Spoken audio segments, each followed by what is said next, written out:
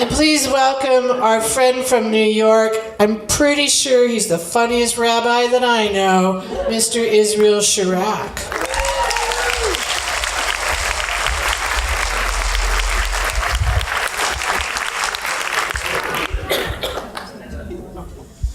I'm truly honored that of all the rabbis that Sid is friends with, she considers me the funniest. I've been married for 13 years, and I have finally figured out what it is that I do that frustrates and irritates my wife.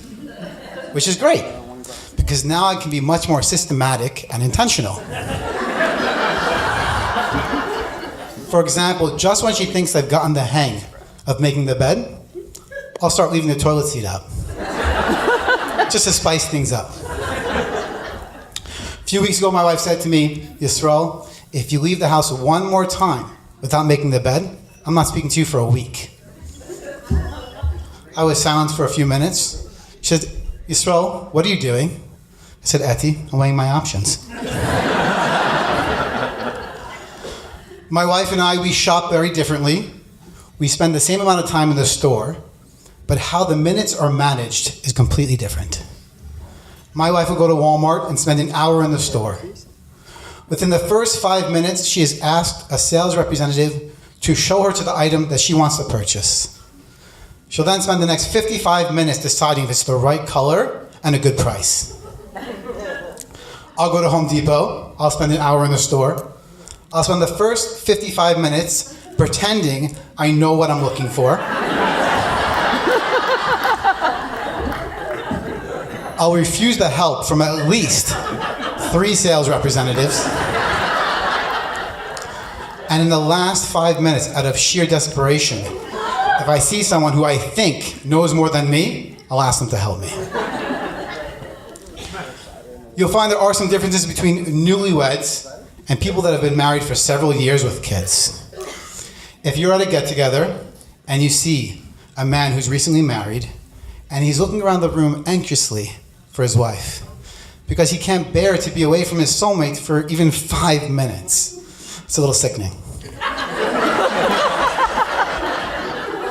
And at the same get-together, you see a man who's been married for many years and has several little kids.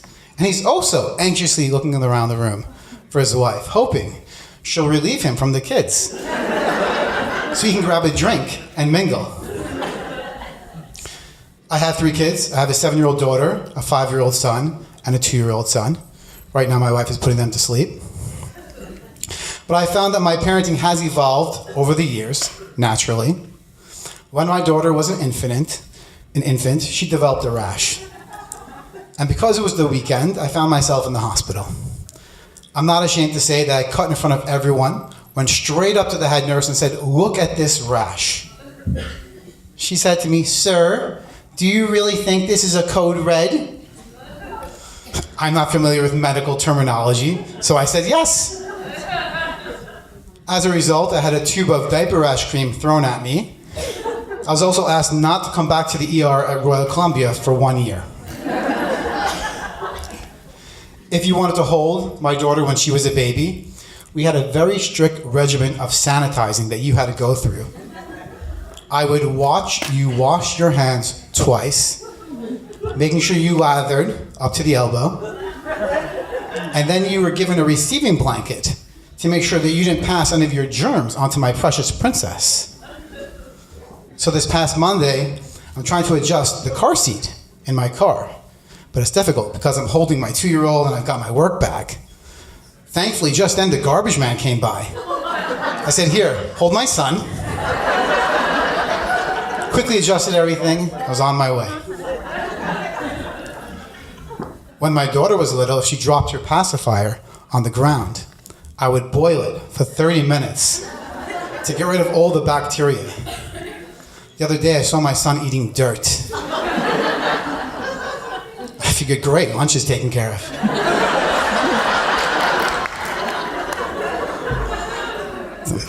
It's true. But now that my daughter is 7, we've decided she's old enough to ride her bike on her own in the townhouse complex. But my wife said, "You know what, we have to have a serious discussion with her about safety." She said, "I'll go first." She said, don't talk to strangers. Look both ways before you cross the street. Don't go beyond the boundaries of the complex. And if something happens out of the ordinary, come home right away. Then it was my turn. I said, listen, don't die. Your mother will be very upset.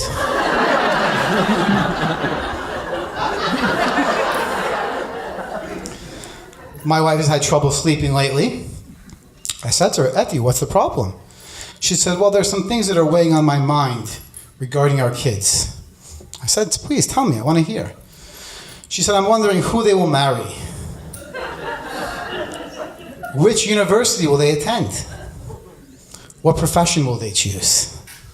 So like I said, my oldest is 7. But I've also been losing sleep.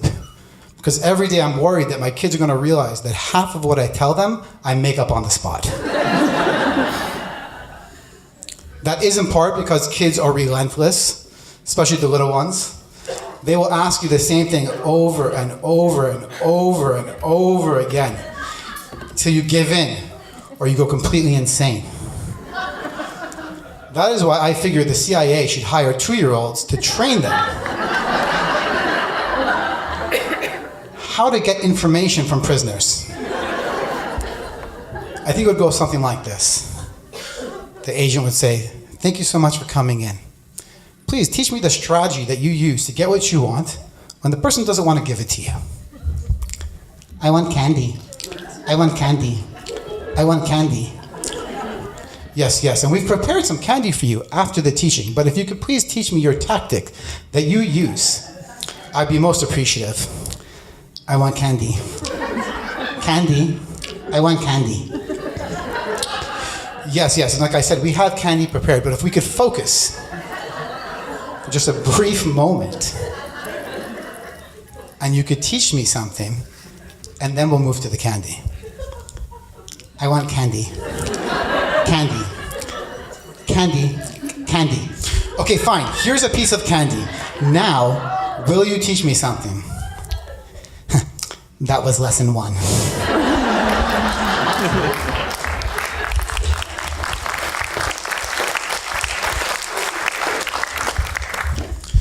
One of the greatest things about kids is they have no understanding or comprehension of the impact of their words on a situation or on people. No filter. My son comes home from kindergarten, he says, I was invited to David's birthday party. I said, that's great. What did you tell him? No, I told him I'm not going to go. So why? Well, I told him you whine a lot, you don't really know how to color, and you pick your nose. Now, part of me wanted to tell him that you can't speak to people like that. That you have to care about their feelings. You have to be politically correct. And the other part of me was inspired. Imagine if we were as liberated to speak so freely as adults. Your boss comes to you and says, listen, I've got a new project. It's going to be long hours, a lot of work, and I'm teaming you up with Max. And instead of saying, that sounds great, you say, I don't want to work with Max. He's lazy. He's going to try and take all the credit. And to be honest, he's got a body odor issue. We don't say that, though. We're too afraid. To be fair, kids are as quick to compliment as they are to criticize. My son said to me the other day, will you help me draw a boat? I said, sure. Did my best little rendition of a boat, even made a little captain, some fish in the water. My son turns to me in the most sincere and genuine voice says, Dad, I didn't know you were an artist. You could sell this picture. I said, you know what? I didn't know you were a motivational speaker.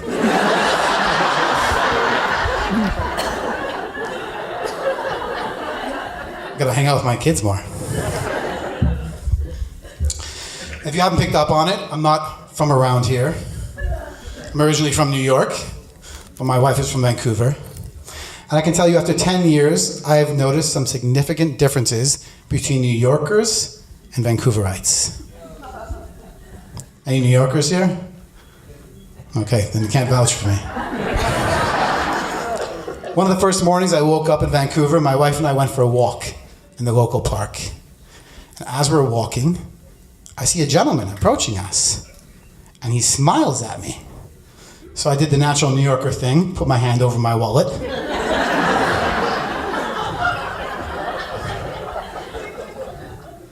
Then as he gets closer, he says to me, "Good morning. How are you?" I said to my wife, "What's this guy's problem?"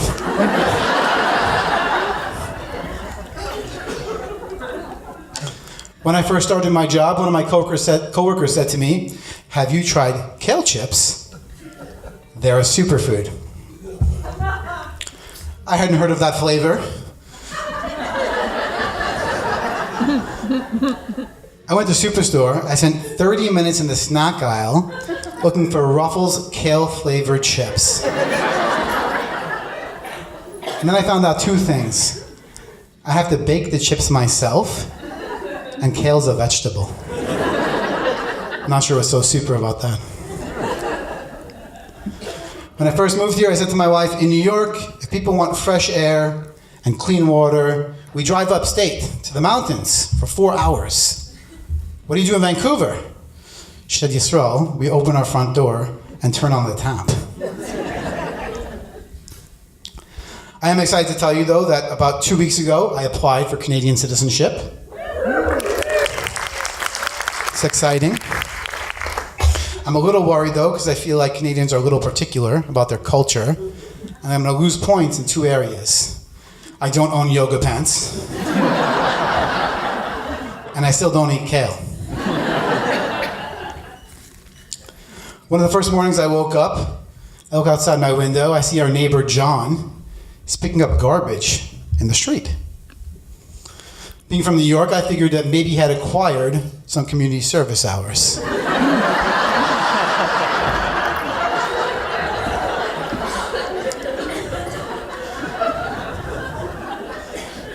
I asked my wife what she thought. She said, no, Yisrael, John wants to live in a green space. It makes John happy to pick up the garbage in the street. So every night, before I go to sleep,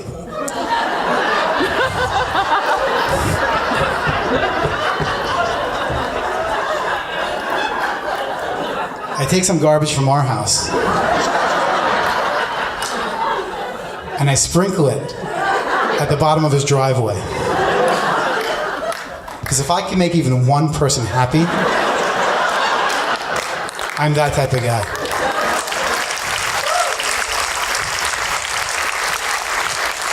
Thank you very much. You guys are great. I'm Yisrael Shurack.